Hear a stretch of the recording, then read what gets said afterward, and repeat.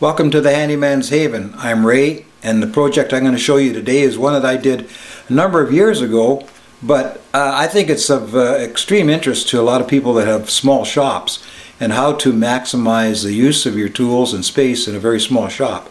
And what we're going to do is I'm going to show you what I've got behind me here, and we're just going to adjust the camera angles and then walk you through it and let you see how you can make your small shop into a very productive and usable space. This is it here, and you can see it's basically 8 feet of wall space and an upper and lower cabinet unit. But let me just show you, other than the regular cabinetry above, what exactly we've got in this little space. Up above here, just your regular storage area, but on the actual inside of the doors, I've got items that are in Ziploc bags, or in this case, all kinds of moldings and drawings that I can refer to while I'm working on a project. The same in this side, all kinds of pictures of moldings, clamping designs, tools, and some charts on this wall. Easy reference, I don't have to go hunting through books. A lot of space here that I can use for convenience. Between the two cabinets, I've put in some shelving space. Obviously I had some wall space here, so we'll put some shelves in there. Place to hang my levels and squares, protractor, and a few other handy items. Now the thing I want to emphasize in this particular project is this particular workbench area, as you can see it here, takes up no more than 8 feet of space and it's upside down, but it's 20.5 inches wide. So if you have space in your small garage or in your basement that you can accommodate 20 inches by 8 feet, then you can set up yourself a nice little shop. And just follow along with me here and I'll show you how I did it. Now I remember when I was a child, my mom had a sewing machine that was in a very unique case. It sat in the corner of our dining room and she used it as a little side table, but when she wanted to sew, the top opened up and the sewing machine popped right out of the base, totally hidden from view. And this is the principle that I used here in my little workshop. I call it my wee workshop because I've produced so many things out of this, out of my single car garage that I had at one time, that it's just incredible not to share this information.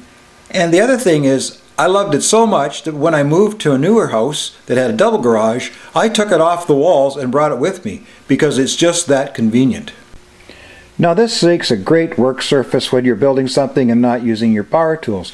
But if you look along here, so I can show you here, this top is broken here and here into 3 separate tabletops. And I'll just show you how they pertain to accessing your tools. Now you may think I'm just a little overdressed to be working in the workshop, but it's a cold day here in Canada.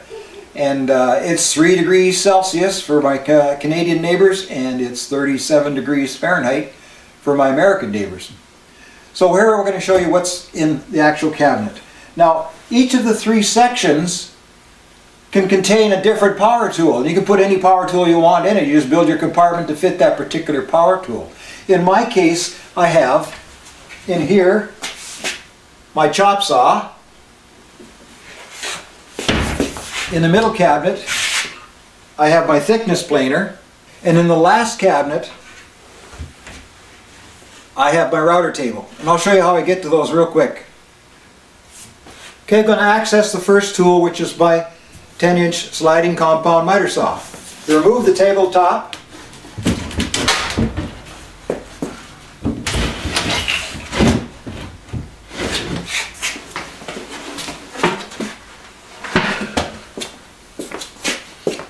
open your cabinet door, and there's 2 little hinged on one screw pieces of wood here that slide out, and that supports my table. grab the saw, which is hinged on the back.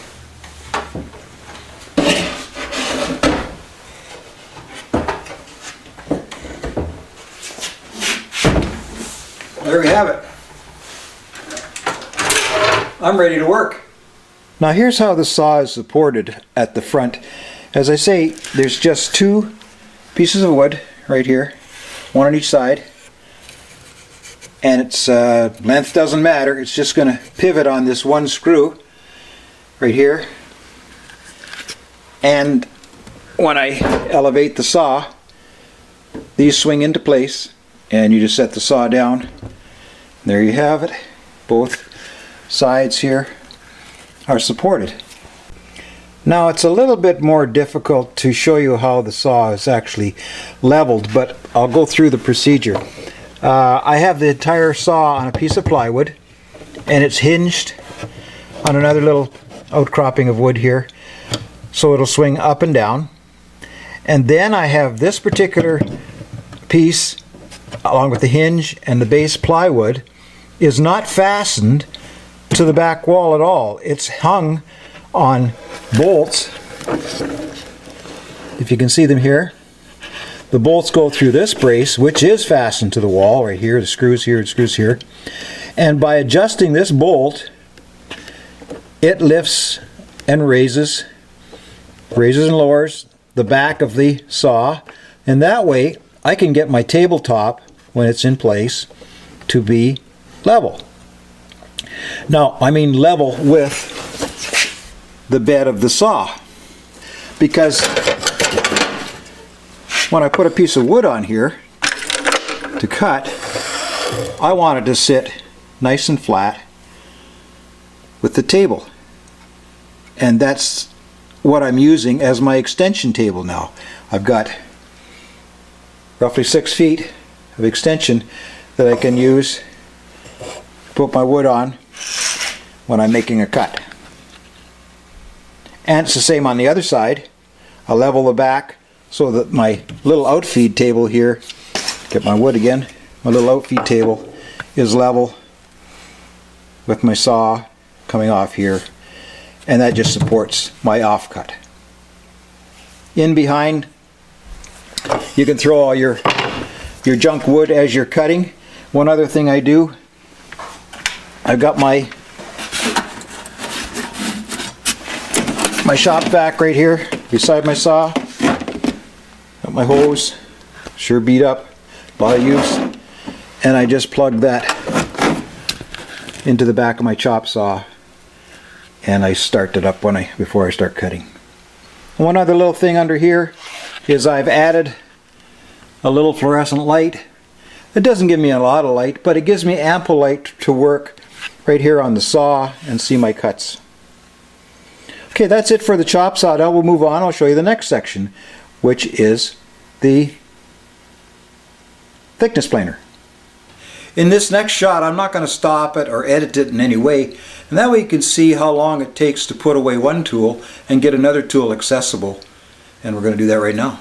So we'll cut right now, and I'll adjust the camera angle, and we'll just do one continuous shot to show you how long it takes to do a setup.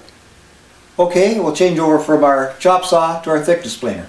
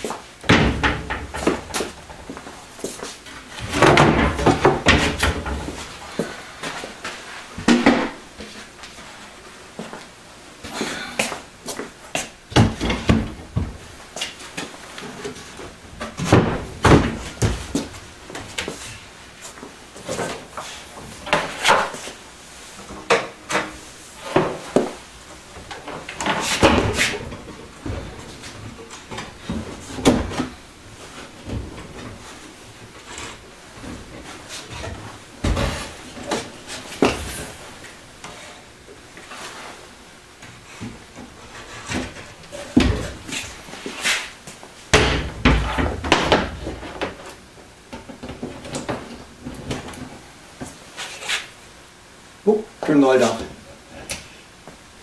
And we're ready to go. And that took probably a minute and a half. So now we have our thickness plater ready to go. And you can see here by the front, it overhangs the cabinet, but that's okay because the bed itself that runs the material through is by and large supporting all our outfeed. So this is our infeed table right here, and it is level with the planer bed, so I can feed material in and it outfeeds through the back side.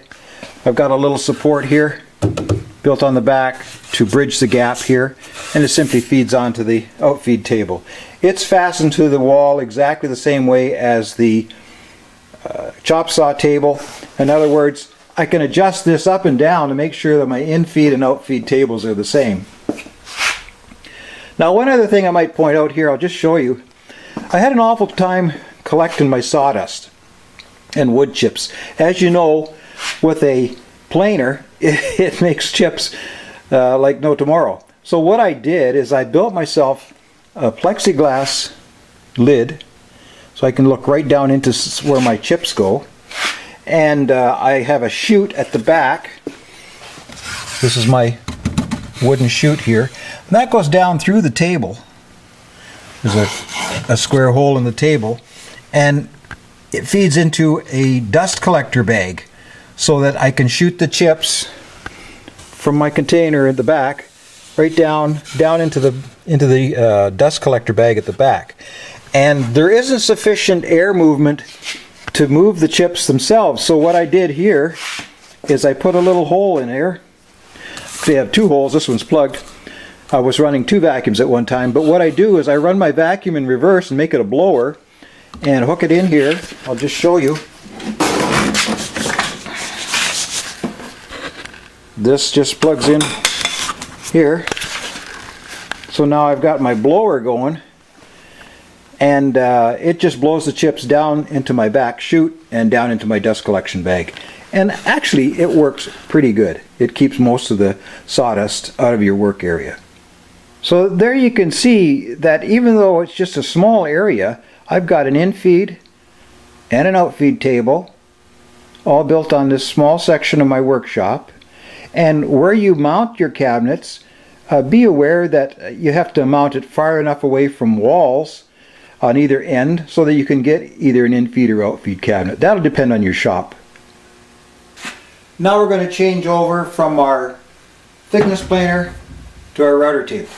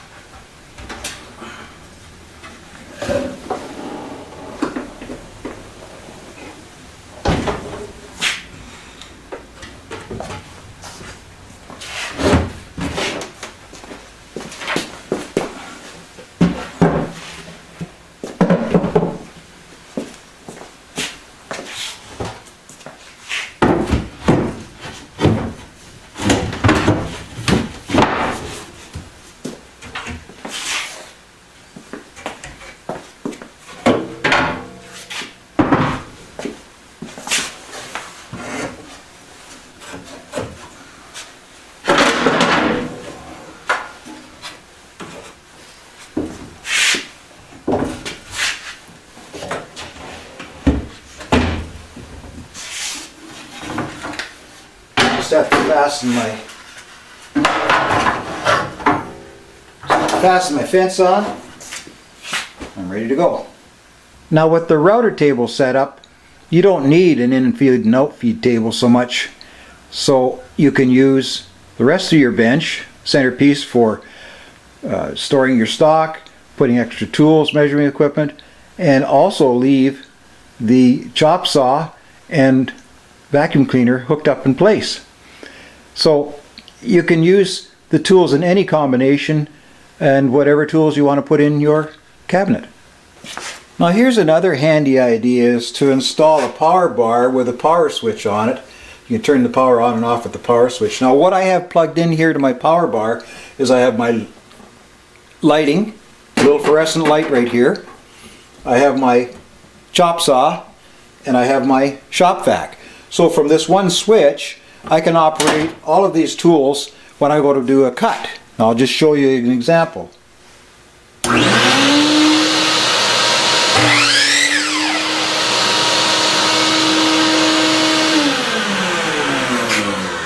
And that's a lot easier than turning on two tools.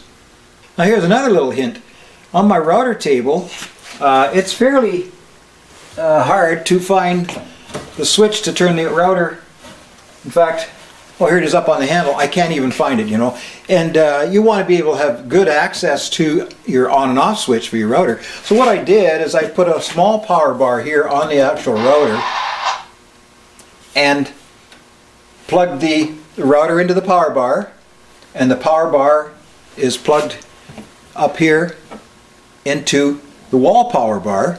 So now when I'm finished cutting, doing my edging, I can just,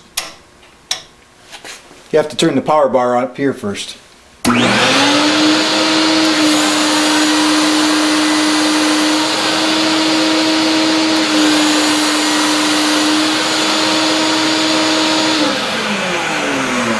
It just makes it a lot more accessible and easier and safer if the switch is right handy on your tool.